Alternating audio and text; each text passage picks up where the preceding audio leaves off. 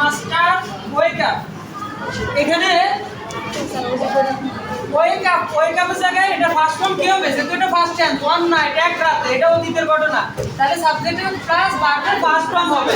তাহলে এটা হবে কি woke up, WOK woke up from sleep. এক রাতে রাবিয়ার মনিক ঘুম থেকে জেগে উঠলো এন্ড হার্ট এবং শুনতে পেল সুইট সাউন্ড, একটি মিষ্টি আওয়াজ অফ প্রেয়ার, প্রার্থনা, নামাজের বা কোরআন তেলাওয়াতের।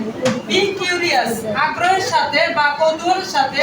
হি অ্যাফেয়ার টু, উপস্থিত হওয়া। এখানে যেহেতু ফার্স্ট টেন্সের হবে তাহলে অ্যাফেয়ারের ফার্স্ট ফর্ম কি? অ্যাফেয়ারের ফার্স্ট ফর্ম কি?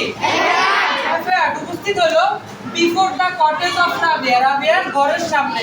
তাহলে এখানে অ্যাফেয়ারের ফার্স্ট ফর্ম অ্যাফেয়ার্ড হবে।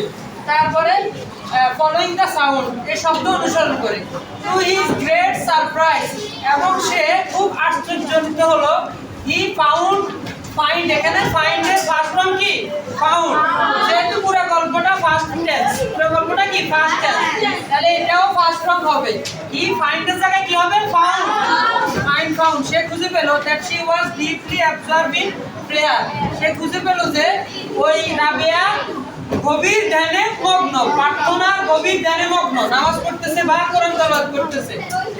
and there was a heavenly, এবং সেখানে এখানে বিভাগের জায়গায় কি হয়? অ্যামিজার ওয়াজ হয়। যেহেতু এটা ফার্স্ট টেন্সে, সেখানে হবে কি? ওয়াজ হেভেনলি লাইট অ্যারাউন্ড হার, তাকে চতুর্দিক থেকে জান্নাতি নূর আলোকিত করে রাখছে। হি কুড আন্ডারস্ট্যান্ড, এখানে আন্ডারস্ট্যান্ড অর্থ বুঝতে পারা।